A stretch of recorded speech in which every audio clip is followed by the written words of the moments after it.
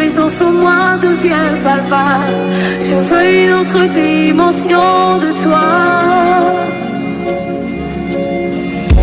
Que ta présence en moi devienne réelle, que ta présence en moi devienne palpable. Je veux une autre dimension de toi.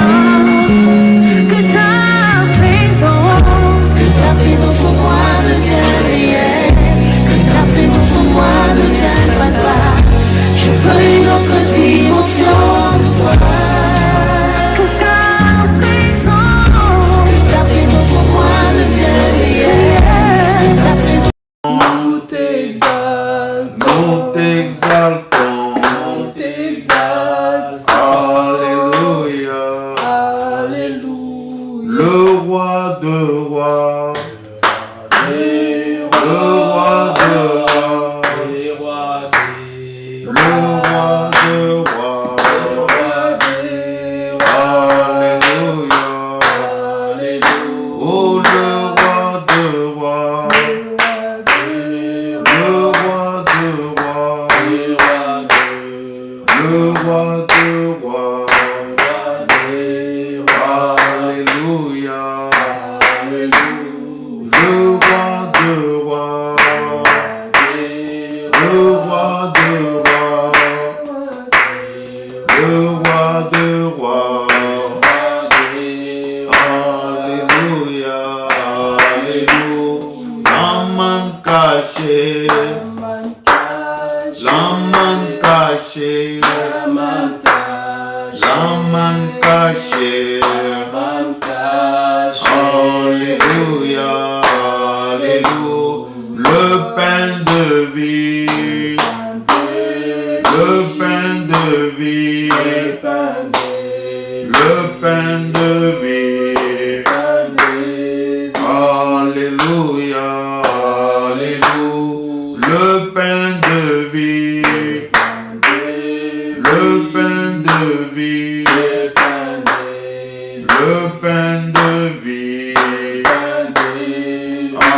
Alléluia, le pain de vie, le pain de vie, le pain de vie, Alléluia, le pain de vie, le pain de vie, le pain de vie, Alléluia, le pain de vie, le pain de vie, le pain de vie, Alléluia, le pain de vie, le pain de vie,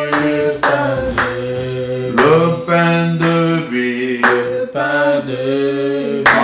Alléluia, Alléluia, le roi de rois, oh le roi de rois, oh le roi de rois, Alléluia, Alléluia, le Tout-Puissant, le Tout-Puissant, le Tout-Puissant, Alléluia, Alléluia. Remercions encore le Seigneur, remercions le bon Dieu. Remercions le bon Dieu. Seigneur Jésus, nous te Gloire à remercions toi. pour ta grâce pour ce matin. Merci Merci pour ce parce que nous matin. sommes devant toi. Merci pour ta Gloire grâce. à toi. Merci Jésus Pour Christ ta pour grâce ce que que nous tu es. sommes là, tu es tellement Merci Seigneur majestueux. Jésus. Gloire à toi. Merci, Gloire à toi, Seigneur Seigneur. Jésus-Christ. Gloire à toi. Ô Merci, Dieu Père puissant, Saint-Seigneur. désormais, tu mérites d'être Merci, élevé. Nous Jésus. t'élevons. Nous avons Merci, t'élevé dans Papa, ces pour ce instants. Nous matin. t'avons toujours élevé dans nos vies. Parce que toi, tu es Seigneur. Merci pour ce matin. Merci pour l'être, la vie, le mouvement. Merci pour la respiration. Gloire à toi, parce que tu nous donnes le souffle de vie. C'est pourquoi nous sommes là pour t'adorer. Nous voulons t'adorer, Seigneur. Toi, tu es notre Créateur, en même temps notre Sauveur. Gloire à toi. Merci, Papa. Merci. Merci parce que toi, tu exprimes ta grâce envers nous. Oh, gloire à toi, Papa. Merci parce que tu exprimes ta bonté envers nous. Oh, gloire à toi. Merci, Papa. Merci. Gloire à toi. Merci. Jésus ne changeait pas. Jésus ne changeait pas. Alléluia. Jésus ne change pas. Oh, il est mon sauveur, il est toujours le même. Jésus ne changeait. Jésus m'a libéré. Jésus m'a libéré. Alléluia. Jésus m'a libéré. Oh, il est mon sauveur. Il est toujours le même. Jésus ne change.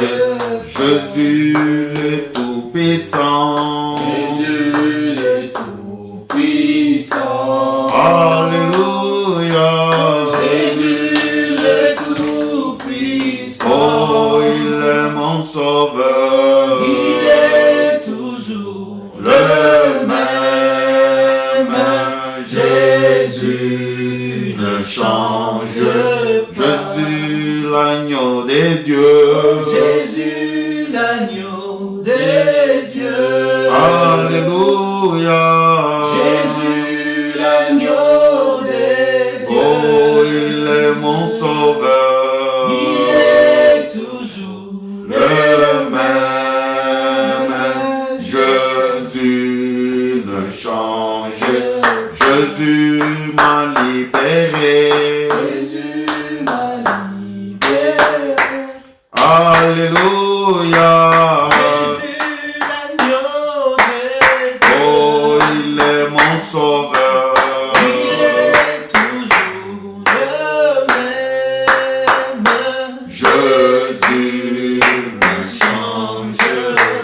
Nous allons remercier le Seigneur parce qu'il nous a délivrés, nous a libérés. Prions le bon Dieu. Seigneur, Gloire merci à toi. pour ce matin. Merci Nous te pour le bénissons travail que tu as fait dans nos vies. pour l'œuvre de la Autrefois, croix. nous étions Nous te esclaves. bénissons, À Seigneur cause de Jésus-Christ. l'œuvre de la croix. Merci Tu nous pour as tout libérés. ce que tu as Tu nous fait as libérés dans nos du vies. diable. Tu nous as Merci, libérés des Jésus, de péchés. nous avoir Tu libérés. nous as libérés, Seigneur, Merci des de nous démons. avoir Tu nous as libérés. libérés du monde. Merci de Tu nous as avoir libérés de la libérés, chair. Jésus. Merci parce Merci que de tu nous nous as avoir libérés, sanctifiés. Père très saint, Merci Seigneur. pour ton œuvre. Merci, Parce qu'en Jésus. toi, il n'y a plus de condamnation. Merci, Seigneur Autrefois, Jésus-Christ. nous étions condamnés. Nous te bénissons Mais pour le encore une moment, fois. nous ne sommes pas Sois condamnés. béni, sois élevé, Gloire à Jésus-Christ. toi. Merci pour ce matin, Papa. Merci parce que nous Merci te pour remercions. l'œuvre de la croix. Merci parce que tu es bon. Merci pour l'œuvre Gloire de la à toi, croix, Papa. Jésus-Christ. Merci pour l'œuvre Merci de pour la l'œuvre de la croix, croix. Père. Merci Seigneur. Nous te bénissons Merci, ce gloire à matin. toi.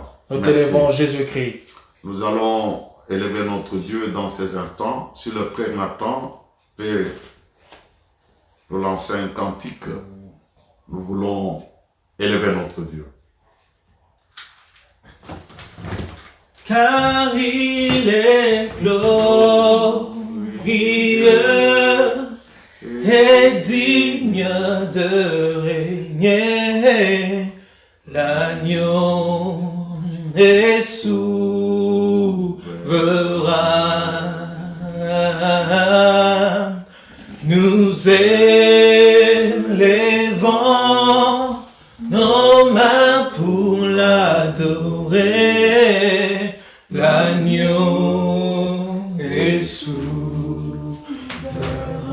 Car il est glorieux, car il est glorieux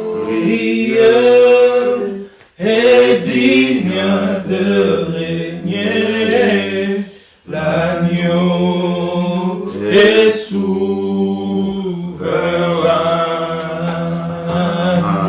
Oh, nous élevons nos mains pour l'adorer, l'agneau est souverain. Oh, Jésus est glorieux, car il est glorieux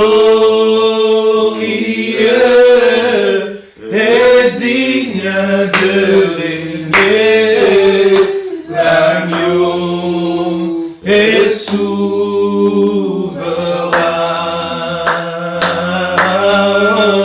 Nous élevons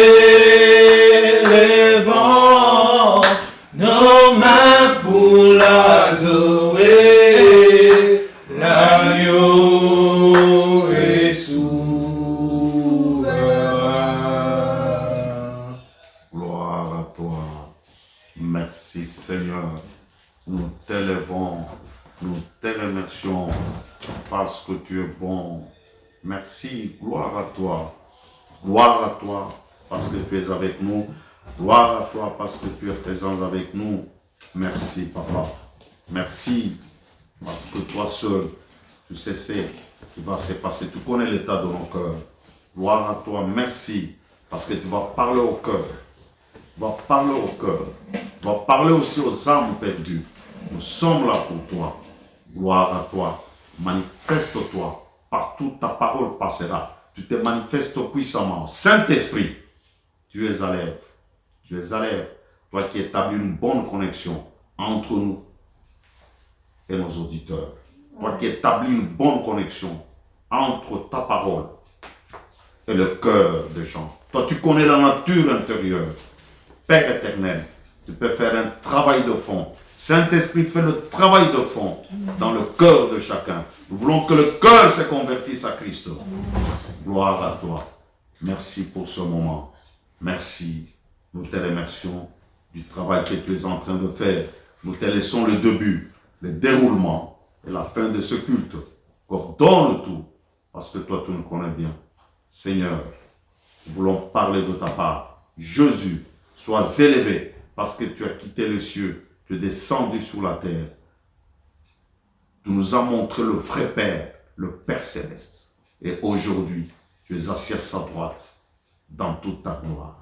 Merci Jésus, parce que tu nous as justifiés. Tu es le souverain sacrificateur, en même temps l'avocat. Tu sais nous défendre, Seigneur. L'accusateur ne peut pas prendre le dessus sur toi. C'est toi qui prends le dessus sur l'accusateur. C'est fini avec les accusations. Merci Père. Nous te remercions de ce que tu fais. Au nom de Jésus. Amen. Amen. Nous allons parler d'entre-deux jeux. Et je vous salue tous au nom de notre Seigneur Jésus-Christ. Vous avez passé toute une semaine. C'était du dimanche. Au dimanche, ça fait une semaine.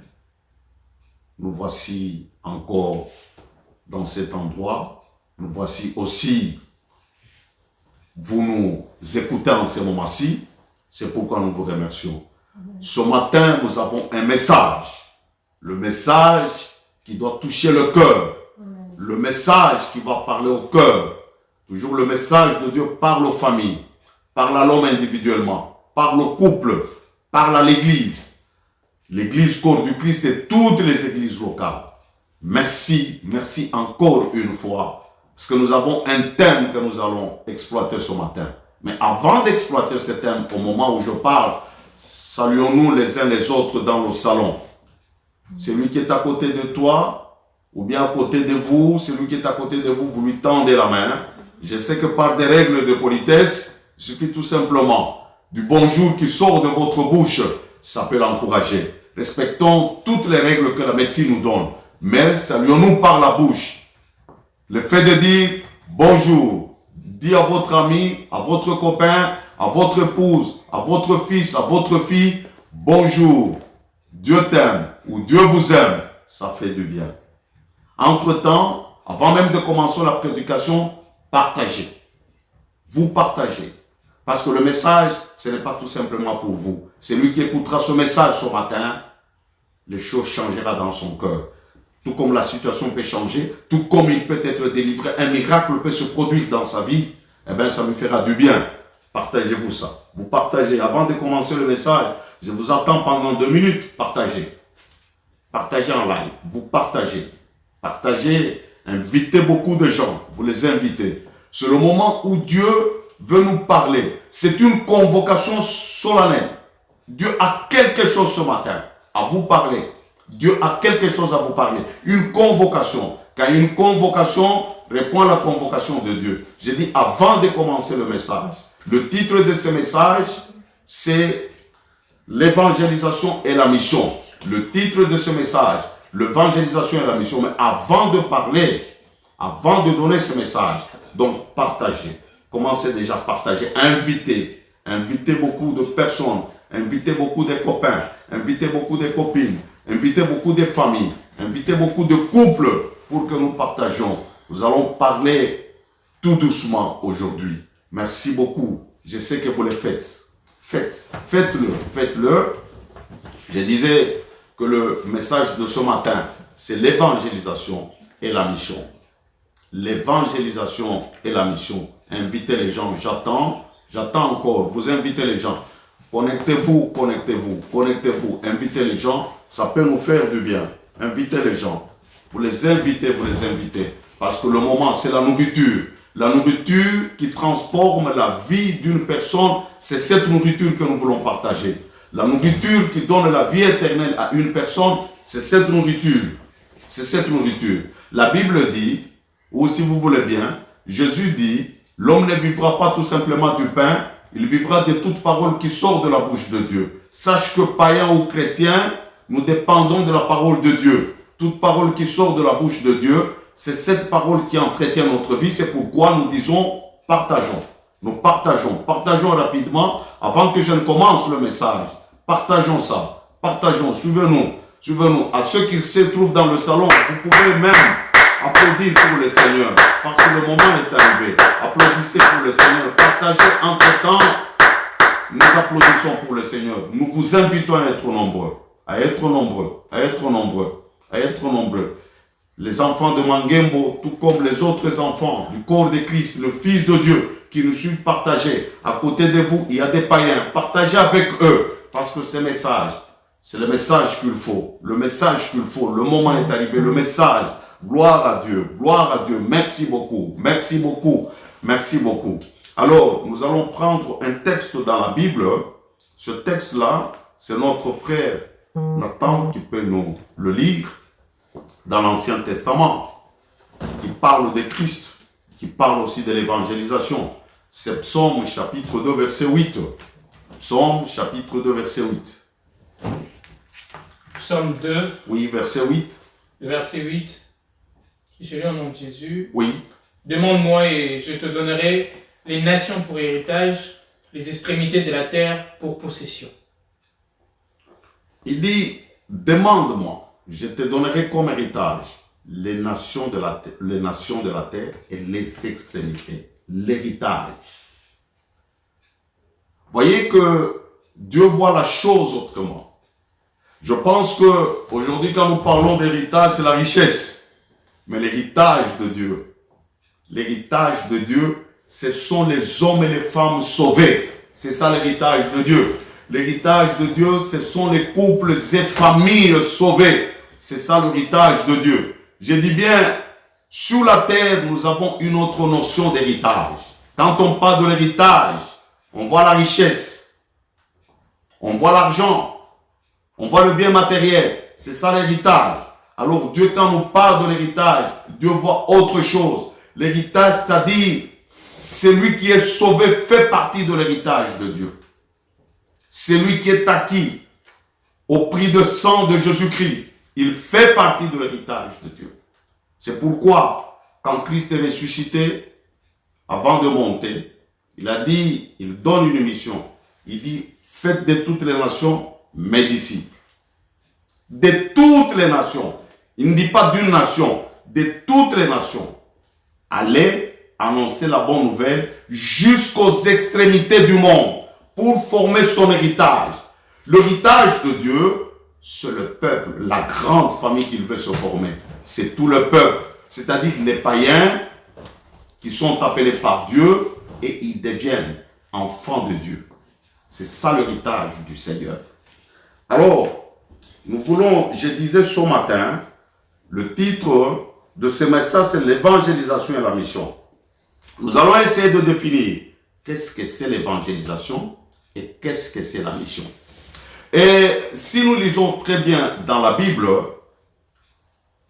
il y a plusieurs personnes qui ont eu des missions. Je peux prendre Moïse. La mission de Moïse était de libérer le peuple de l'esclavage de l'Égypte et de l'amener à Canaan.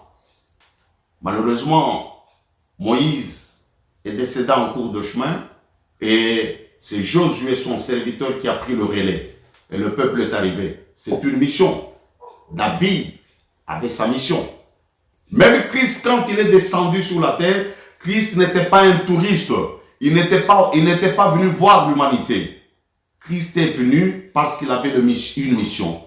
Cette mission, c'est le Père qui le mandate. Et il faut savoir, même dans l'Ancien Testament, chaque prophète qui parlait avait une mission. Dès lors que l'homme est tombé dans le péché,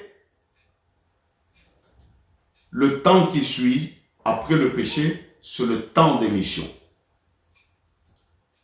Et jusqu'à maintenant, nous sommes dans le temps des missions. C'est pourquoi l'Église doit ouvrir les yeux. L'Église doit savoir donner le message qui libère, le message qui construit l'homme nouveau en Christ, le message qui élève l'homme nouveau dans sa dignité. C'est ce message-là, c'est la bonne nouvelle. Mais avant de parler de la bonne nouvelle, nous allons définir succinctivement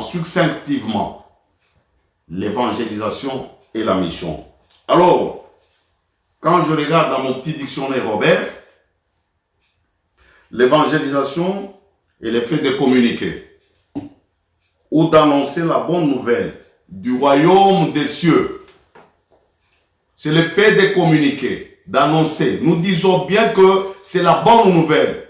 Cette nouvelle, quand elle arrive, elle chasse la mauvaise. Parce que nous avons toujours écouté des mauvaises nouvelles. Et quand nous les écoutons, nous sommes abattus, nous sommes frustrés, nous sommes stressés, nous sommes découragés, nous sommes abattus. Je vais illustrer ça par un exemple. Agar fait un enfant à Abraham. Mais Abraham l'appelle, Abraham lui annonce une mauvaise nouvelle. Chasse Agar et l'enfant. Ils partent. Quand ils arrivent dans le désert, et la maman et l'enfant arrivent au bord du désespoir. Parce que la Bible dit, à une certaine distance, la maman abandonne l'enfant là-bas. La maman ne veut pas voir l'enfant. Mais Dieu du haut des cieux entend les cris de l'enfant, lui annonce une bonne nouvelle. La bonne nouvelle, c'était de trouver de l'eau pour donner à son fils. Quand Dieu lui annonce la bonne nouvelle, la femme regarde, voit le puits, il prend, parce que la femme avait une outre, ou la maman de l'enfant avait une outre, il puise de l'eau dans l'outre et donne à l'enfant et lui donne. Il y a la survie. C'est-à-dire la bonne nouvelle relève. La bonne nouvelle donne l'espoir à ceux qui n'en ont pas. La bonne nouvelle fait de grandes choses. On les découvrira. Je pense que vous m'écoutez bien. Dites à celui qui est à côté de vous. Est-ce que vous comprenez bien? La bonne nouvelle relève. La bonne nouvelle donne l'espoir. La bonne nouvelle résout le problème. Alors, c'est ça. L'évangélisation, c'est-à-dire annoncer la bonne nouvelle à ceux qui n'ont pas encore entendu cette bonne nouvelle. C'est ça l'évangélisation. Et cette nouvelle ne vient pas d'un homme. C'est une nouvelle qui vient de Dieu lui-même. Qui vient de Dieu. Pourquoi? Parce que depuis le chant, il y avait une mauvaise nouvelle. Une mauvaise nouvelle qui a falsifié la vérité. La terre, l'humanité a des nouvelles qui ne correspondent pas à la nouvelle. Je dis la terre a des nouvelles. Je ne dis pas une nouvelle. La terre a toujours eu des nouvelles. Beaucoup de nouvelles qui ne correspondent pas à la nouvelle. Je dis bien la nouvelle qui vient de cieux. Parce que les nouvelles de la terre, ce sont des nouvelles qui découragent, qui abattent, qui communiquent le désespoir, qui communiquent la peur. C'est ça les nouvelles de la terre. Ça, c'est l'évangélisation. La mission, c'est une charge donnée à quelqu'un, où là, il va accomplir quelque chose. Mais dans le cas qui nous concerne, cette mission, nous l'avons pour annoncer la bonne nouvelle du royaume. Ça, c'est un, pour cette mission. Quand nous annonçons, parce que l'homme est pécheur, l'homme change son attitude. Ça, c'est la deuxième des choses. La première des choses, nous annonçons la bonne nouvelle. La bonne nouvelle révèle le vrai état de l'homme. La bonne nouvelle révèle la vraie nature intérieure de l'homme. Quand nous annonçons la bonne nouvelle révèle le vrai état intérieur du mari. La bonne nouvelle révèle le vrai état intérieur de la femme. La bonne nouvelle révèle le vrai état intérieur de chaque membre du couple, de chaque membre de la famille. La bonne nouvelle révèle le vrai état intérieur de chacun. Et effectivement, cet état, c'est l'état de la rébellion, c'est l'état de la désobéissance, c'est l'état où l'homme ne veut pas dépendre de Dieu. Il veut dépendre de lui pour satisfaire ses plaisirs. Donc, je disais bien, la mission que nous avons, que l'Église a, c'est d'annoncer la bonne nouvelle. Cette bonne nouvelle est annoncée, pas pour l'annoncer, cette bonne nouvelle est annoncée pour d'abord révéler le vrai état intérieur de chaque personne. Ça, c'est la première des choses. Quand la deuxième des choses, quand la parole révèle le vrai état, la même parole, par la puissance du Saint-Esprit, amène l'homme à la repentance. Voilà la mission que nous avons. Après la repentance, ils entrent dans le règne de Dieu. Entrer dans le règne de Dieu, c'est-à-dire Dieu prend la personne en charge.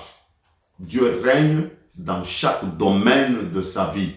Donc quand nous venons à Dieu, nous devons savoir que son Fils doit régner dans chaque domaine de notre vie. C'est ça la mission. La première des choses, nous annonçons. Nous annonçons la bonne nouvelle, ou l'Église annonce la bonne nouvelle, ou chaque chrétien annonce la bonne nouvelle, parce qu'il a une mission. Cette mission, ce n'est pas de devenir riche.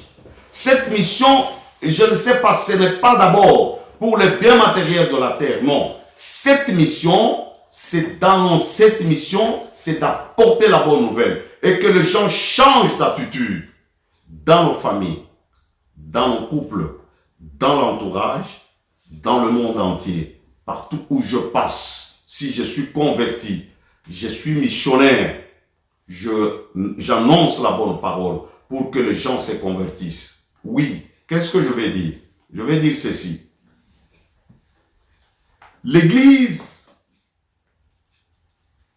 devient comme une ambassade. L'Église doit représenter le royaume de Dieu sur la terre.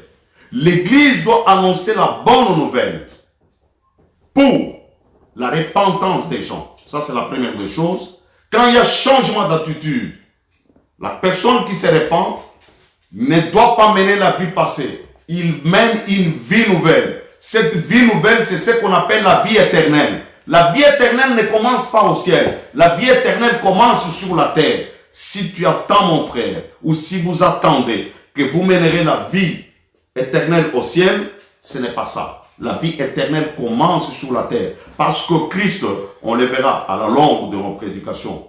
Christ dans Matthieu, plutôt dans Jean 17, il est en train de parler de la vie éternelle. Il dit la vie éternelle est qu'ils te connaissent toi le vrai Dieu et celui que tu as envoyé. Dès lors que tu connais le vrai Dieu, donc le Fils manifeste le vrai Dieu. Tu connais le Père, tu connais le Fils. Quand tu connais le Fils, tu connaîtras aussi le Père. Et quand tu connais le Père, tu as ce qu'on appelle la vie éternelle. La vie éternelle commence sur la terre. Je reprends. Notre mission, j'insiste beaucoup sur notre mission. Notre mission, c'est d'annoncer la bonne parole. La mission de l'Église, La mission d'un chrétien, c'est d'annoncer. Quand nous annonçons, nous attendons les résultats. Le résultat, les gens changent d'attitude. Le changement d'attitude, c'est ce qu'on appelle la conversion. Et la conversion se fait par la repentance. Dès lors que quelqu'un est converti, il a la vie éternelle. La vie éternelle, c'est une vie nouvelle qui commence. C'est la vie que nous devons mener à partir de notre conversion jusqu'à ce que Christ vienne nous prendre. Voilà la vie éternelle. Mais je continue. Je dis ceci. L'Église, c'est une ambassade qui représente les affaires du royaume. Nous avons des pays, chaque pays au monde, que ce soit les États-Unis, que ce soit un pays africain, a des représentations qu'on appelle des ambassades. Parce qu'ils doivent se représenter dans ce pays pour qu'on sache comment les États-Unis fonctionnent, comment la Grande-Bretagne fonctionne, comment l'Australie l'Australie, comment la Nouvelle-Zélande, ça peut être le Maroc, comment est-ce que ça fonctionne. Donc c'est à partir des ambassades de ces pays-là que nous connaissons ce que sont les autres pays. Donc nous aussi, pour que le monde sache, pour que le monde sache ce que c'est Dieu, il doit le découvrir par son ambassade. L'ambassade, c'est l'Église. Pas tout simplement que l'Église est ambassade. La famille chrétienne est une ambassade. Toi, même si tu es chrétien, tu es ambassade. C'est pourquoi Paul dit, nous remplissons la fonction d'ambassadeur. Nous le trouvons dans 2 Corinthiens chapitre 5, je pense le verset 20, si je ne me trompe. 2 Corinthiens chapitre 5. 2 Corinthiens 5, oui. Verset 20. Oui, verset 20. Nous faisons donc les fonctions d'ambassadeurs pour Christ, oui. Comme si Dieu exhortait par nous. Oui. Nous vous en supplions au nom de Christ, soyez réconciliés avec Dieu. Tout à fait. Cette ambassade est là, d'abord annoncer le message de Christ.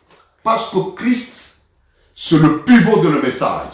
C'est le cœur du message. C'est Christ.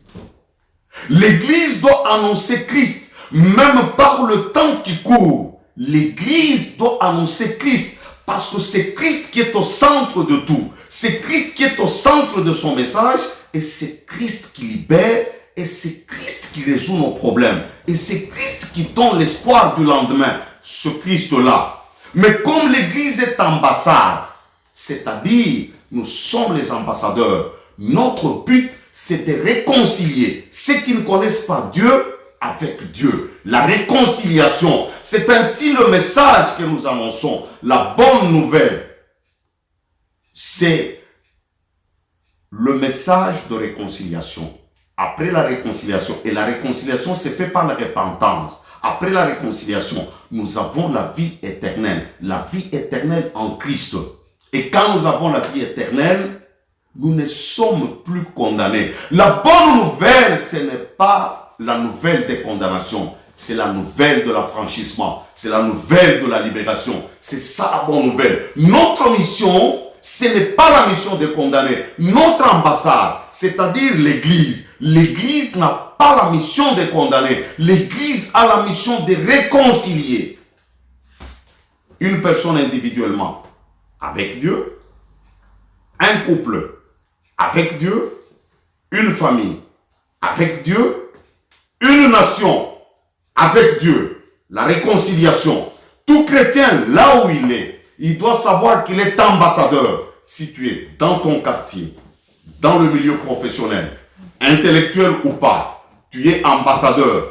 Nous devons savoir, nous allons évoluer à la longue, nous verrons que dans chaque secteur de la vie, Dieu parle de quelque chose concernant ce secteur pour le salut. Je reprends, j'aimerais bien toujours répéter, c'est ça la bonne pédagogie. 1. L'évangélisation, annoncer la bonne nouvelle. La bonne nouvelle de qui? La bonne nouvelle de Dieu. Il n'y a pas deux nouvelles. La bonne nouvelle, elle est unique. Et c'est la vérité. La deuxième des choses, la mission. Dans la mission, nous sommes l'ambassade de Dieu. Nous, les chrétiens, nous formons un corps diplomatique. C'est pourquoi il ne faut pas te considérer comme citoyen terrestre. Toi, tu es citoyen céleste. Ne t'occupe pas des affaires du monde. Tu es citoyen céleste. Alors, comme tu es citoyen céleste, partout où tu passes, tu dois annoncer le message de réconciliation. Ce message de réconciliation, il faut réconcilier les couples avec Dieu, les familles avec Dieu, les nations avec Dieu, les amis avec Dieu, les couples amis avec Dieu, tout le monde, même dans le milieu professionnel. Quand tu te retrouves là, sache que tu es ambassadeur. Tu as comme mission de réconcilier. Tu peux être avocat. Il y a un message qui traite de la justice dans la Bible. Tu peux être ingénieur. Il faut produire. Il y a toujours le message qui traite de la production. Alors, c'est-à-dire nous devons réconcilier. Si tu es quelque part, tu es serviteur. Il y a un message du salut qui traite du serviteur. Il y en a. Donc, c'est le message qui réconcilie. Ça réconcilie. Ce message-là. Mais n'oubliez jamais de partager ce que nous parlons pour le moment. Continuez à partager. Partagez parce que c'est un message qui est très important. La conversion, le changement d'attitude d'une personne dans la vie, c'est une nouvelle vie. La marche avec Dieu. Là, c'est l'homme qui est conduit par le Saint-Esprit. Alors, c'est ce que je disais. Notre mission est celui-là. Et maintenant, nous devons comprendre, avant d'aller plus loin, parce que nous sommes à l'introduction, qu'est-ce que nous devons faire? Qu'est-ce que nous devons faire? C'est ça. Parce que nous parlons du message du royaume. Ce message, c'est Christ. Les prophètes ont parlé de Christ. Ils ont parlé de Christ. Après, Christ est arrivé. Christ amène le message de réconciliation. Il faut réconcilier l'humanité avec Dieu. Mais nous devons comprendre ce royaume, c'est quoi? Quand on parle du royaume de Dieu, c'est-à-dire Dieu a des principes immuables, ces principes qui doivent régir l'homme comme lui le veut, pas comme l'homme le veut. Parce que l'homme a quitté ces principes par le péché. C'est ainsi, dans le livre de Matthieu, il commence par les béatitudes. Mais je ne parlerai pas des béatitudes. Et ce que j'aimerais qu'on parle ce matin, nous devons parler d'abord des caractéristiques du royaume. Les caractéristiques du royaume. Quelles sont les caractéristiques? Parce que c'est Christ lui-même qui règne. C'est Christ qui vient. C'est Christ qui règne. C'est Christ qui nous apporte cette bonne nouvelle. C'est Christ par sa puissance. La puissance de la résurrection. Il veut changer l'état pécheur de l'homme.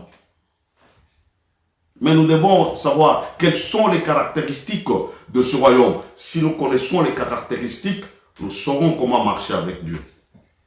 Alors nous allons commencer. Les caractéristiques.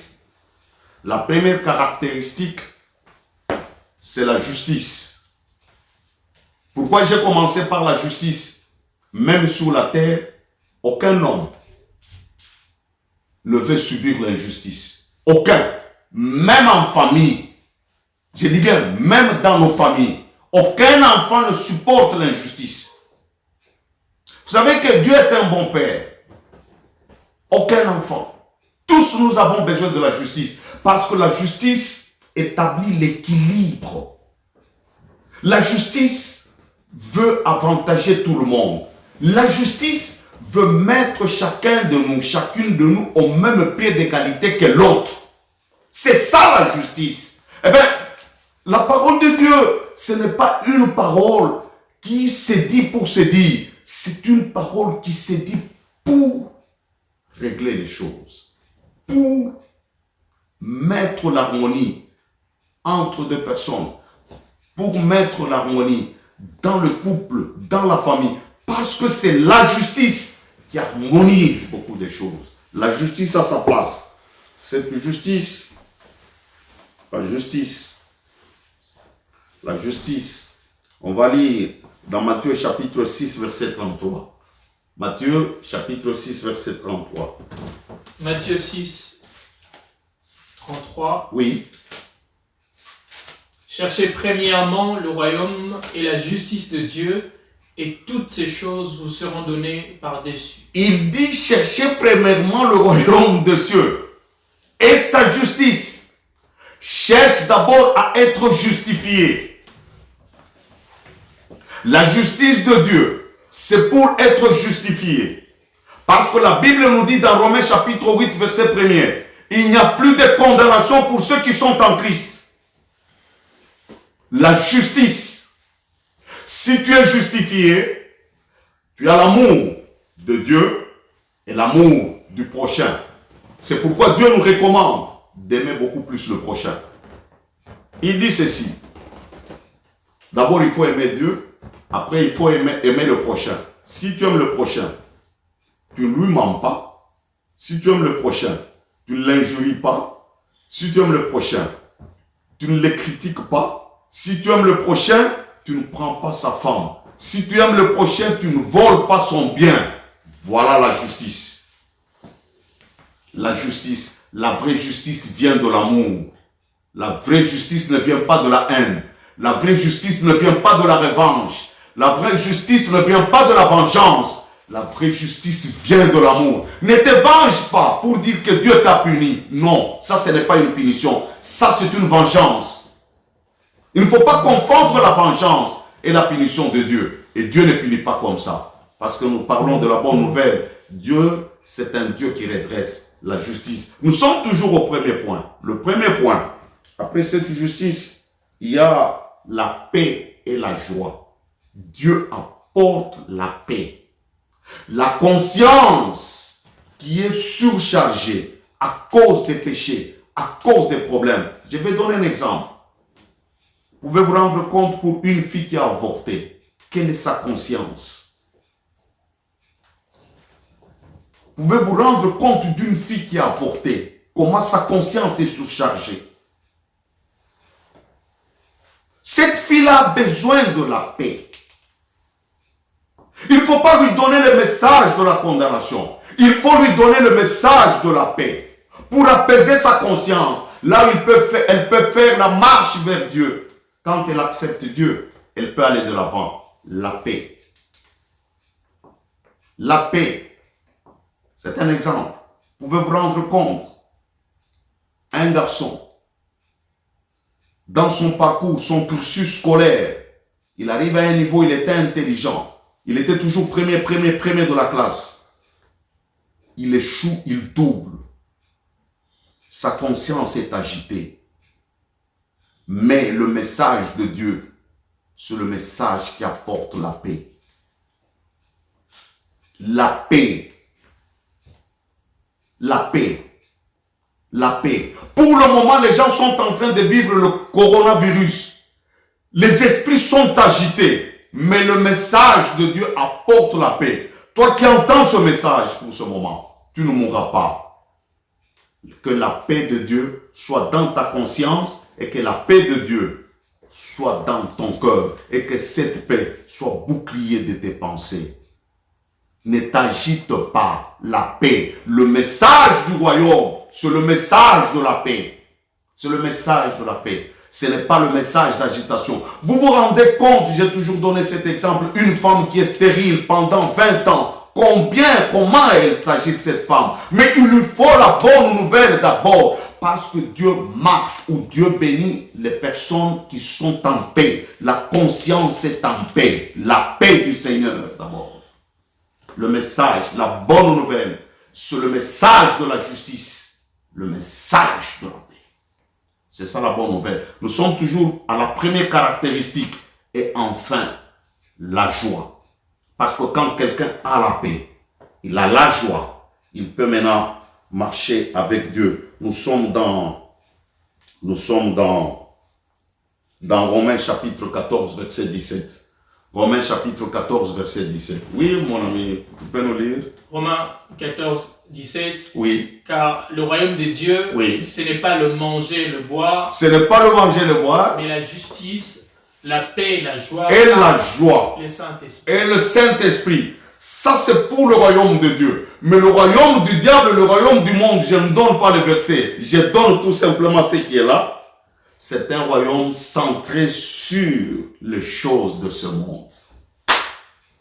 Un royaume centré sur les choses de ce monde. Oh là là. La deuxième caractéristique. La justice est là. La paix est là. La joie est là. On a confiance en Dieu. La deuxième caractéristique, c'est la puissance divine. Un royaume qui n'est pas puissant, c'est un royaume qui est amené à sa destruction. C'est un royaume qui ne peut pas se défendre. C'est un royaume qui n'a pas d'autorité. C'est un royaume qui ne peut jamais s'imposer. La Bible nous dit dans 1 Jean chapitre 5 verset 19, le monde tout entier est sous la puissance du diable. Alors il faut la puissance pour s'imposer. Dieu connaît ses principes. Dieu connaît ses principes. Il doit s'imposer pour avoir l'héritage. Il doit s'imposer. Écoutez, peuple de Dieu. Christ sort du Jourdain. Il est baptisé. La parole dit, le Saint-Esprit l'envoie dans le désert pour être tenté. Et quand il arrive dans le désert, il est tenté par le diable. Il est tenté de toutes les façons.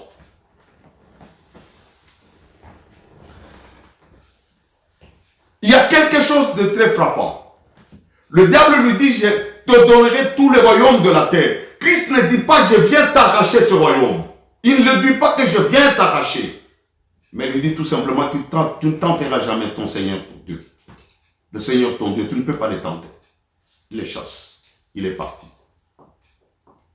Il sait très bien. Je peux donner des exemples. Beaucoup d'exemples. Mais je dis bien que nous sommes dans l'introduction. Nous irons. Le royaume des cieux, c'est un royaume qui s'impose. Parce que le diable, c'est lui qui règne sur cette terre. Il règne. Et Dieu vient lui arracher les hommes pécheurs pour faire son peuple. Et là, nous allons lire dans Luc chapitre 11, verset 20 à 22. Luc chapitre 11, verset 20 à 22. Luc 11, 20 à 22. Oui. Mais si c'est par le doigt de Dieu que je chasse les démons, par le doigt de Dieu, c'est-à-dire par la puissance du Saint-Esprit, ces doigts-là, c'est la puissance du Saint-Esprit que je chasse le démon. Oui, allons-y. Le royaume de Dieu est donc venu vers vous. Le royaume de Dieu est venu vers vous. Ah, malheureusement, ce n'est pas d'une façon qui frappe les yeux. Il faut découvrir. Ah, le royaume de Dieu. Lorsqu'un homme fort et bien armé garde sa maison, c'est qu'il possède les dents sûreté. Mais si un plus fort que lui survient et le dompte, il lui enlève toutes les armes dans lesquelles il s'est confié. Sache que si tu veux que ta famille soit en sécurité, il faut que cette famille soit sous le pouvoir de Dieu. Cette famille, si tu veux que toi individuellement tu sois en sécurité, laisse que Jésus règne sur toi et règne dans tous les domaines. Si tu veux que ta propre famille soit en sécurité, laisse ou ton couple, que Christ règne dans tous les domaines, règne sur toi et dans tous les domaines de ta vie. Si nous voulons que nos pays aillent de l'avant, Christ doit être l'étendard. Nous devons nous rallier tous à Christ. C'est Christ qui doit régner sur nous. C'est Christ qui doit régner. C'est pourquoi son père lui dit, je te donnerai les nations pour héritage. C'est pour que Christ règne. Christ entre dans nos maisons. Christ entre dans nos vies. Christ entre dans nos milieux professionnels. C'est lui qui règne. C'est lui qui a le mot à dire. Même si tu réfléchis n'importe comment. Mais d'abord, tu dois soumettre tes pensées à Christ. S'il les approuve, tu continues. Si Christ dit non, tu laisses. C'est ça. Les caractéristiques. Nous allons lire encore dans 1 Thessaloniciens chapitre 5 verset 1er. 1 Thessaloniciens chapitre 5 verset 1er. Oui, notre frère Nathan nous lit. Pour ce qui est de temps et de moments, vous n'avez pas besoin, frère, qu'on vous en écrive. Oui. Car vous savez bien vous-même que le jour du Seigneur viendra comme un voleur dans la nuit. Oui. Quand les hommes diront paix et sûreté, 1 Thessaloniciens 5.1. 1 Thessaloniciens. Oui. 5.1. Pour ce qui est de temps et des moments, oui. Vous n'avez pas besoin, frères, qu'on vous en écrive. Oui. C'est fini. Bon. Alors, oui, tu peux dire, il y a quelque chose que je vais parler là. Verset 2. Oui. Car vous savez... Non, répète le verset premier. Verset 1. Oui. Pour ce qui est de temps et de moment, oui. Vous n'avez pas besoin, frères, oui. qu'on vous en écrive. Oui. Alors, il dit ce qui est de temps et de moment. Nous n'avons pas besoin qu'on en parle. Pourquoi? Parce que quand nous parlons de ces versets, nous sommes à la fin du monde. Nous ne voulons pas être surpris. C'est un message qui nous alerte aussi. Nous devons être prudents. Dieu nous annonce la bonne nouvelle, mais nous ne voulons pas être surpris par tout ce qui se passe dans le monde. Donc, nous devons comprendre le message du moment. Qu'est-ce que Dieu est en train de nous dire pour aller de l'avant? Je continue. La base même, c'est la vérité. Parce que la vérité a été falsifiée. La base même, la base, le socle de tout ce que nous parlons, c'est la vérité. La vérité. Dans la vérité, il dit quelque chose pour la vérité. Oui, notre frère Nathan nous lit encore. Jean chapitre 8, versets 31 à 32. Jean 8, 31 à 32. Oui. Et il dit aux Juifs qui avaient cru en lui, si vous demeurez dans ma parole, vous êtes vraiment mes disciples. Vous êtes vraiment mes disciples. Vous connaîtrez la vérité et la vérité. Vous connaîtrez la vérité vous affranchira. Il n'y a que la vérité qui vous affranchit de tout ce qui est mensonge de la terre. Écoutez, je vais donner un exemple typique. C'est un exemple frappant. Aujourd'hui, le mariage n'a pas de sens. Or, la vérité de la Bible, la vérité, le mariage vient de Dieu. L'homme et la femme. Le mariage, ce n'est pas la femme et la femme. Le mariage, ce n'est pas l'homme et l'homme. Le mariage, c'est l'homme et la femme. C'est ça la vérité. Pourquoi? Eh bien, écoutez, la réponse est très simple. Le mandat de procréation, c'est dans le mariage quand il y a l'homme et la femme. C'est ça le mandat. Le but, Dieu ne peut pas revenir pour créer, continuer à créer. C'est ainsi qu'il a donné le mandat. Et à la femme et à l'homme pour la procréation. Est-ce que si vous êtes du même sexe, vous violez, vous enfreignez ou vous obéissez à la loi? Ça, c'est une prescription du Seigneur. Vous violez ou vous obéissez. Le mandat. Je continue. J'ai donné le dimanche passé cet exemple. Imaginez-vous, vous êtes fiancés. La parole nous dit, si les gens sont fiancés, ne peuvent jamais se connaître. Aujourd'hui, quand on parle de fiançailles, c'est-à-dire se connaître, ce n'est pas ça. Ce n'est pas dans la pensée de Dieu. Dans la pensée de Dieu, c'est vous vous conduisez pendant la période de fiançailles dans la chasteté. Et après, le mariage. Alléluia. Amen. Alléluia. Amen. Oui, il ne faut pas que cette parole frappe. C'est ça la vérité. C'est ça la vérité. Eh bien, nous allons évoluer. Je vais aller tout doucement. Tout doucement, suivez-moi là où vous êtes. Même ceux qui nous ont pris en retard, partagez. Partagez directement. Partagez, continuez à partager. Vous partagez. Alors, je disais ceci. Il dit, vous connaîtrez la vérité et la vérité vous affranchira. Eh bien, dans le monde des ténèbres, il y a le mensonge. C'est ça la base. Sachez que le monde, sa base. Le règne de Dieu, sa base, c'est la vérité. Mais l'autre caractéristique, c'est la tromperie. C'est la tromperie. Nous sommes déjà à la troisième caractéristique. La quatrième, c'est la sainteté. La sainteté. Dieu a besoin d'un peuple saint. pour vivre avec ces dieux-là. Dieu a besoin des familles saintes, des hommes et des femmes saints, des couples saints pour vivre la vie de Dieu. La vie de Dieu, c'est une vie de sainteté. La vie de Dieu, c'est une vie de consécration. La sainteté même dans le milieu professionnel. La vie de Dieu, c'est la sainteté dans des paroles. La sainteté même dans les pensées. Est-ce que les pensées sont pures? Est-ce que les paroles sont pures? Tu n'es pas quelque part là. Tu as toujours des conversations obscènes. La sainteté. C'est la sainteté qui fait la force de Dieu. Un peuple saint, un couple saint, une famille sainte va aux victoires. Tend à voir la gloire de Dieu. La sainteté. La sainteté. Mais de l'autre côté, dans le monde, il n'y a que le péché et le mal. C'est ça. Et pour la sainteté, nous allons lire 1 Pierre, chapitre 1er, verset 15 à 16. 1 15 à 16. Pierre, chapitre 1er, le verset 15 jusqu'au verset 16. Oui.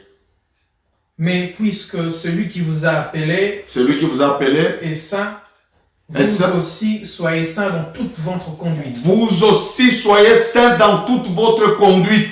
Selon qu'il est écrit, oui. Vous serez saints, oui. Car je suis saint. Voilà. Nous devons être saints dans toute notre conduite.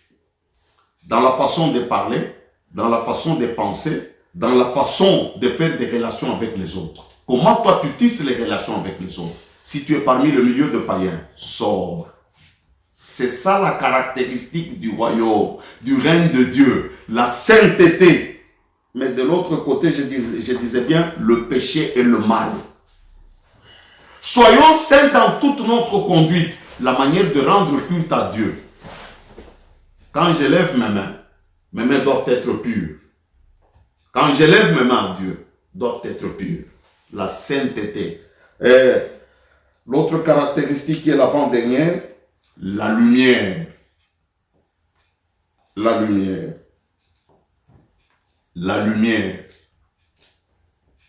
Écoutez, Dieu règne dans la lumière. Dieu fait son travail dans la lumière.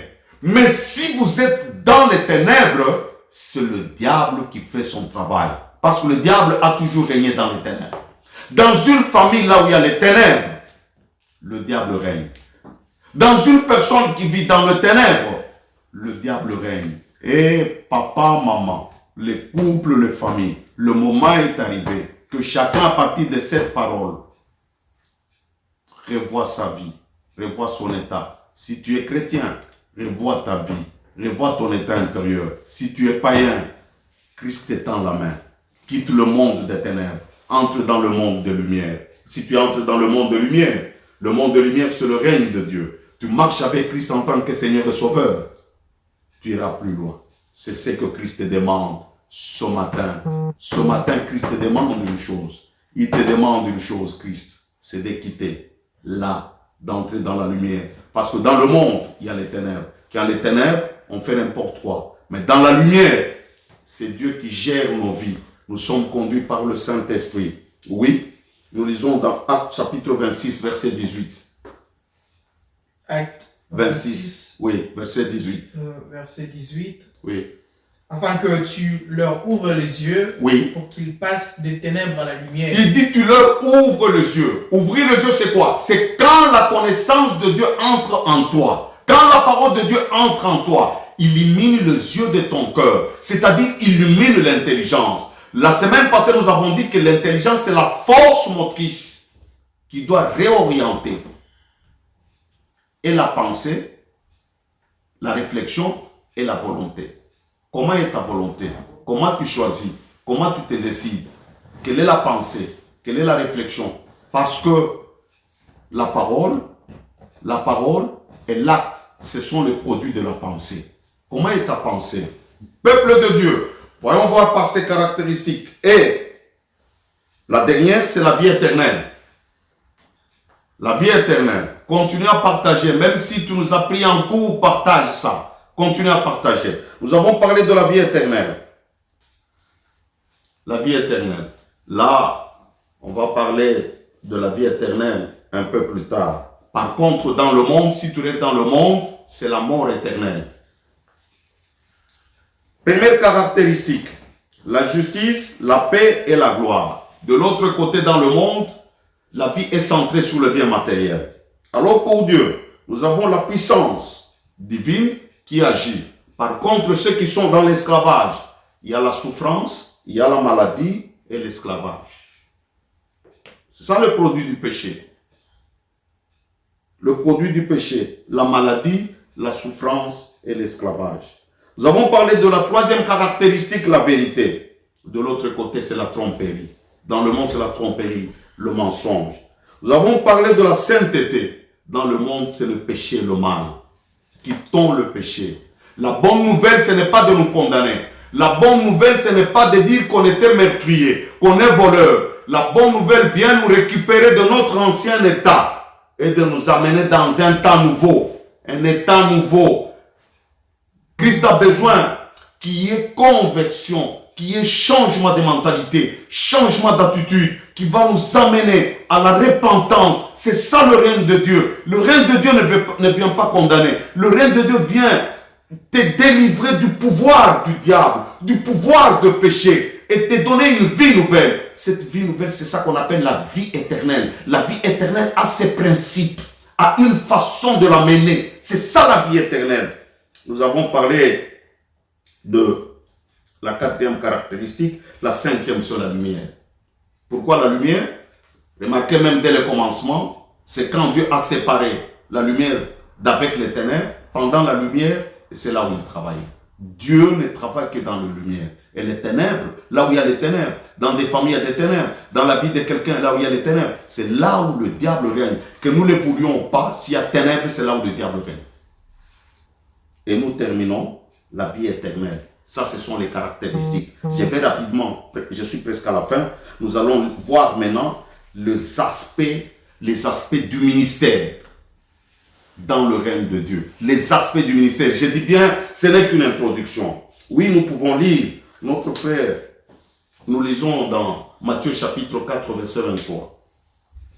Matthieu 4, verset 23. Oui. Jésus parcourait toute la Galilée, oui, enseignant dans les synagogues, oui, prêchant la bonne nouvelle du royaume, oui, guérissant toute maladie et toute voilà infirmité. Les trois aspects du ministère pour le royaume. Nous avons 1, l'enseignement. 2, la proclamation de la bonne nouvelle ou l'évangélisation. Si vous voulez, nous commençons par l'évangélisation, l'enseignement et enfin la guérison. Quand on parle de la guérison, j'aimerais enfoncer le clou pour les infirmités. Quand on parle des infirmités, il y a deux sortes d'infirmités. Il y a l'infirmité physique et l'infirmité morale. Un voleur est infirme moralement. Un menteur, il est infirme moralement. Un adultère, il est infirme moralement. Et le miracle de Jésus a sa place. Si Christ n'a pas guéri les infirmes physiquement, il était difficile de comprendre nos infirmités morales. Aïe, aïe, aïe. Il est impossible de comprendre nos infirmités morales. C'est ça le but du miracle de Jésus. Pour faire comprendre que ne regardez pas les infirmes physiques, mais il y a des infirmes moraux. Ces infirmes moraux, ce sont les pécheurs, ce sont les adulteurs, ce sont les menteurs. Ça, ce sont des infirmes moraux. Voilà le but quand, la fois passée, nous avons dit le changement d'état. N'oubliez pas, le Christ change nos états. C'est ça le but. Les infirmités morales plutôt, les infirmités morales, le mensonge, Christ guérit. L'adultère, l'impudicité, Christ guérit. Christ guérit le vol. Tu peux donner des conseils. Si quelqu'un est voleur, il demeurera toujours voleur. Il faut la parole de Dieu là, d'enlever les vols et de mettre l'honnêteté. Écoutez, quelqu'un me posera la question. Quelqu'un me posera la question ce matin. Ceux qui prennent la drogue, pourquoi? Bien, la réponse est très simple. Moi, je suis scientifique. La drogue a été, Dieu a donné la drogue tout simplement pour l'anesthésie. Parce que l'anesthésie, c'est la drogue. Laisse de fumer la drogue. Laisse de fumer la drogue. C'est une infirmité morale, un dérapage dans la conduite. Eh bien, il n'y a que la parole de Dieu qui peut te remettre. Tu me poses la question encore, qu'est-ce que c'est la drogue? Qu'est-ce que ça fait? Eh bien, je te dis aujourd'hui que la drogue nous produit de la boisson Coca-Cola.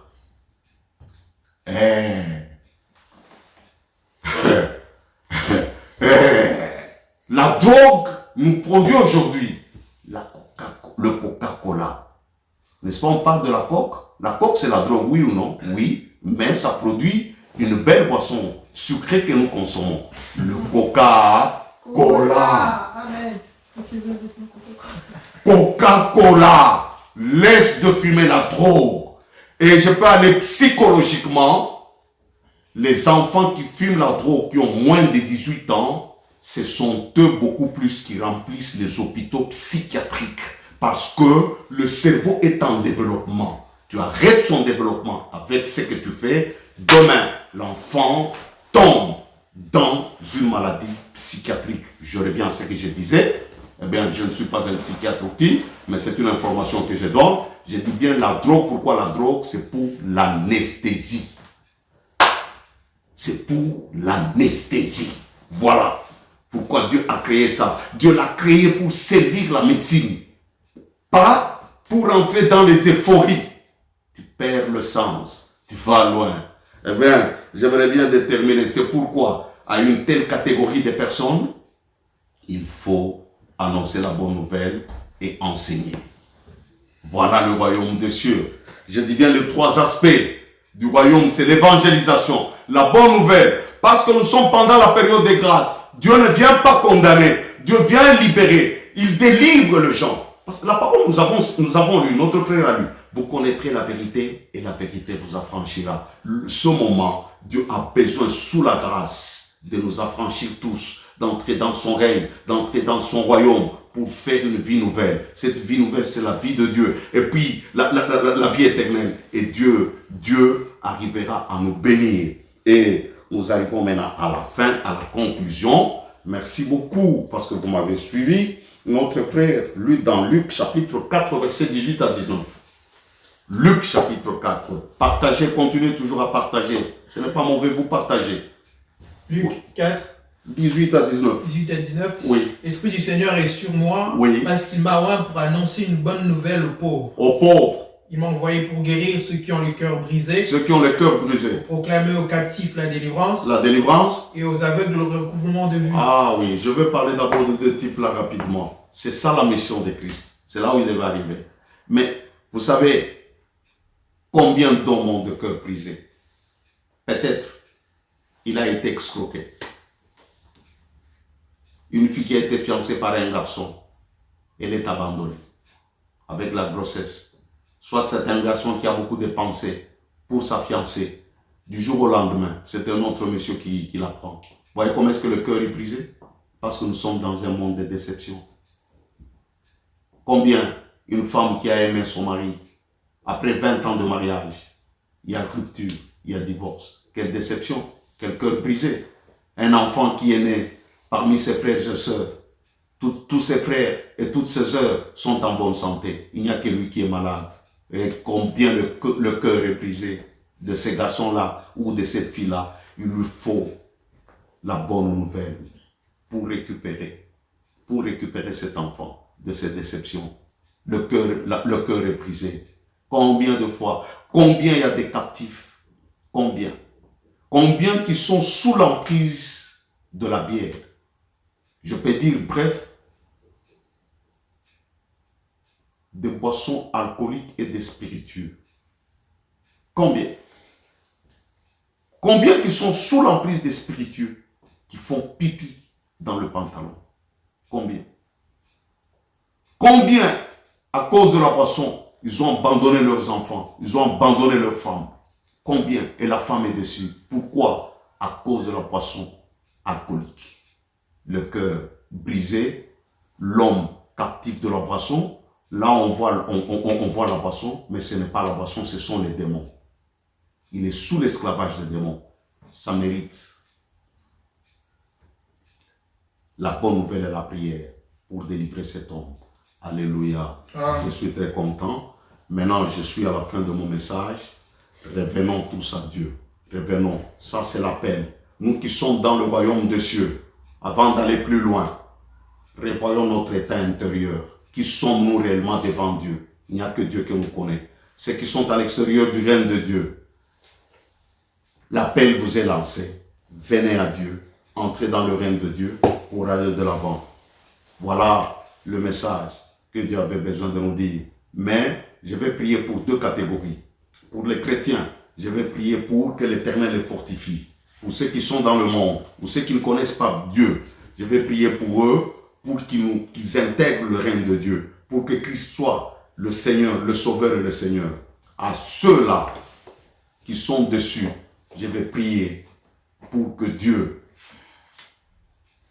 les console, le réconforte, les encourage encore de marcher avec lui. Nous passons de mauvais moments. À ceux qui ont perdu un membre de famille à cause du Covid-19, je vais prier pour eux. Ce n'est pas un moment qui est facile, mais nous sommes chrétiens. N'oublions jamais de part, ici en France, il y a une église qui a souffert. Cette église-là, je ne vais pas citer le nom. Vous connaissez parce que ça passe aux informations. Donc nous allons prier tous pour cette église, que Dieu console cette église. Alors nous prions pour la première catégorie, c'est les chrétiens qui sont dans l'église, mais qui ne sont pas debout. Que Dieu les fortifie pour aller de l'avant. Prions tous ensemble, mes frères, ma soeur, prions. Gloire à toi. Nous te prions pour le moment.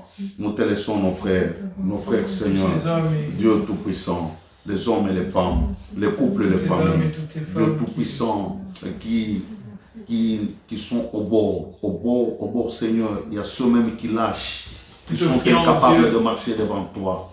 Seigneur, et pourtant toi tu es un peuple saint. Tu veux que chacun et chacune de nous soit saint et saint. T'es suivi, papa. Très fatigué, papa. Il y a ceux même qui ne te connaissent pas. Il y a des couples de familles qui ne te connaissent pas. Dieu, Seigneur, tu peux les récupérer. Ils sont dans le monde. Tu les appelles. Il y a ceux qui ont des cœurs brisés, tellement vexés par des problèmes dans ce monde. Éternel des armées, ne les abandonne pas. Arrive à consoler. À ceux qui ont perdu un membre à cause du Covid, Seigneur, tu peux consoler. Tu peux consoler, Seigneur. Console le cœur. Console, papa. Console le cœur. Console le cœur, papa. Console, appelle. Saint-Esprit, toi tu appelles au cœur. Appelle au cœur. Ils entendent ta parole. Ah, Dieu Tout-Puissant. Dieu Tout-Puissant, nous ne voulons pas que les gens sombrent. Mais nous te remercions, papa. Gloire à toi. Donne la possibilité de quitter le péché, de quitter le monde. Au nom de Jésus. Amen. Amen. Nous allons encore prier. Nous prions, nous allons encore prier. On va prier pour les parents qui sont dessus pour l'éducation des enfants. Il y a des parents qui sont dessus qui ne savent quoi faire. Nous allons prier que Dieu fortifie ses parents et que Dieu remène le cœur des enfants à Dieu et aux parents. Nous allons prier, prions pour ces parents-là, prions le bon Dieu. Seigneur, nous te laissons toutes ces familles, nous laissons tous ces parents dont Dieu Tout-Puissant. L'éducation devient très difficile pour les enfants, Seigneur, nous te prions que tu puisses aider. Seigneur, ta parole, je ramènerai le cœur de père. Il y a les parents, Seigneur. Le cœur de fils vers le Père, Seigneur, nous te prions. Qui n'arrive pas dans l'éducation des enfants. Oh Dieu Père, nous t'invitons, nous te remercions. C'est devenu très difficile. Fais quelque chose. Les incompréhensions qu'on ne peut même pas imaginer. Amène ces enfants. Seigneur, transforme-la. Il y a des divisions qui se font. Laisse que l'union puisse régner. Laisse que l'union puisse rester dans les familles.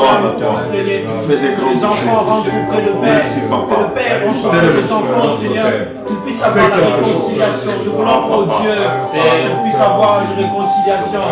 Une réconciliation de cœur, Père. Nous te prions, oh Dieu.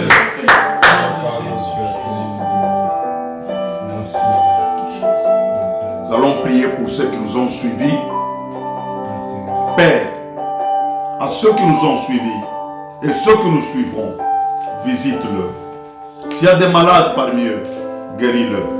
S'il y a des gens qui ont des problèmes, guéris-le.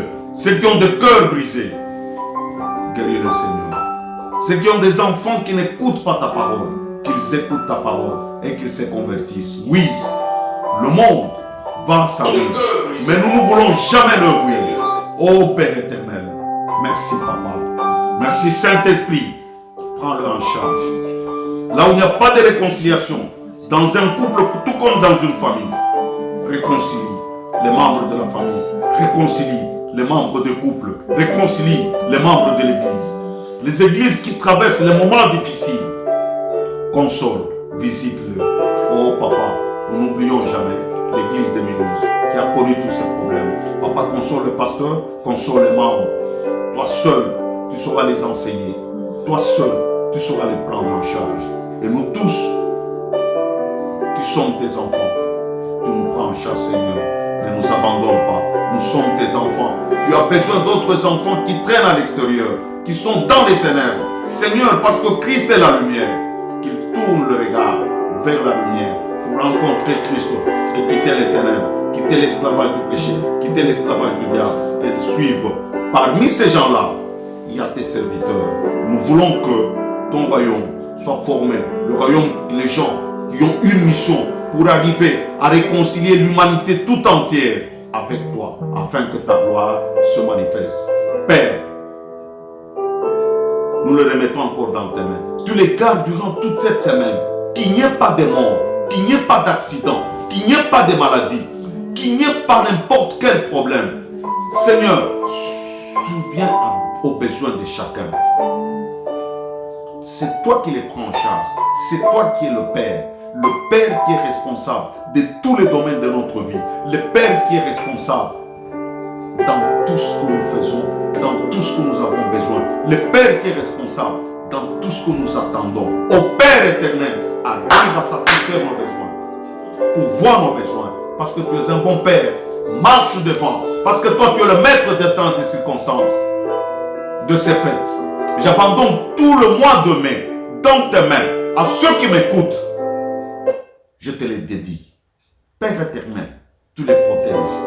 S'ils peuvent encore écouter ta parole le dimanche prochain, ça sera ta gloire. Tu es un bon Père. Merci. Merci pour tout ce que tu as fait et tout ce que tu feras pour eux cette semaine. Au nom de Jésus. Amen. Amen. Maintenant, nous passons aux annonces. La première annonce, nous avons les enseignements le mardi. Le mardi, nous commençons les enseignements à 17h30. D'habitude, généralement, nous finissons à 19h30. Nous avons 2 heures d'enseignement. Et cet enseignement est intitulé La sainteté. Venez beaucoup. Venez suivre cet enseignement. C'est un enseignement qui est capital. La sainteté. Le mardi, nous avons le responsable de plutôt le vendredi, le responsable de l'intercession. Nous conduit dans toutes les formes de prière d'intercession pour nos besoins personnels. Parce que nous ne pouvons pas marcher avec un peuple qui a des problèmes. C'est pour. Donc, toutes les formes d'intercession se font avec le responsable de l'intercession. En dehors de ça, nous avons de 4h30 du matin à 5h30, du lundi au samedi, il y a la prière qui se fait. C'est pour commencer la journée avec Dieu. Ça, c'est la première tranche. La deuxième tranche, c'est fait entre 12h et 13h. Ça, c'est la deuxième tranche. Et la dernière tranche, entre 21h30 à 22h30. Mais attention. Le mardi et le vendredi, il n'y a que la prière matinale, c'est fini. Mais la prière de midi et la prière du soir ne se fait pas. Ne se font pas plus tôt. Je dis bien le mardi et le vendredi. De 12h30, de 12h à 13h, tout comme le vendredi, cette prière n'existe pas. Si vous voulez la faire personnellement, vous pouvez la faire. De même le soir, pour le mardi, de 21h30 à 22h30, mardi et vendredi, personnellement, vous pouvez faire. Mais le lundi, nous avons 3 prières. Le mardi, une prière matinale. Le mercredi, 3 prières. Le jeudi, 3 prières. Le vendredi, une prière matinale. Et le samedi, une prière matinale. Voilà. Et ces prières, notre responsable de l'intercession le fait sur le plateau téléphonique.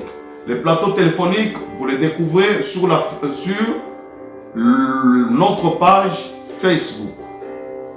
Le numéro est là, vous allez suivre et vous prenez le numéro téléphonique. Nous invitons tout le monde. Ne négligeons pas parce que c'est comme si nous sommes lassés de ces problèmes. Il ne faut pas être lassé. C'est dans la fatigue et la lassitude où l'ennemi nous surprend beaucoup.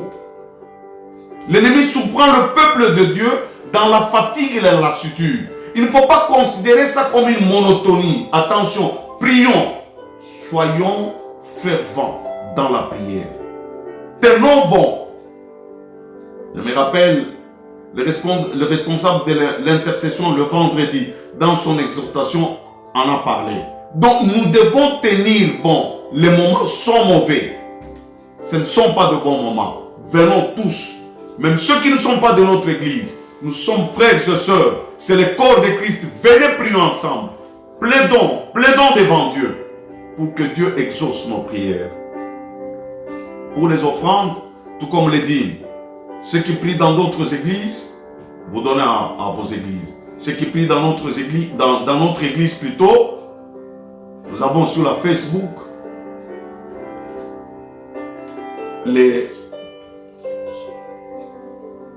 c'est déjà affiché.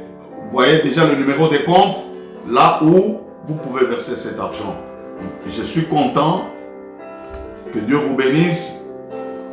Que Dieu fasse des grandes choses. Prions, frères et sœurs. Prions beaucoup parce que nous ne savons pas. Nous prions. Nous allons faire la prière qui est finale. Fera la prière finale. Restez ensemble avec les enfants. J'aime beaucoup prier pour les familles.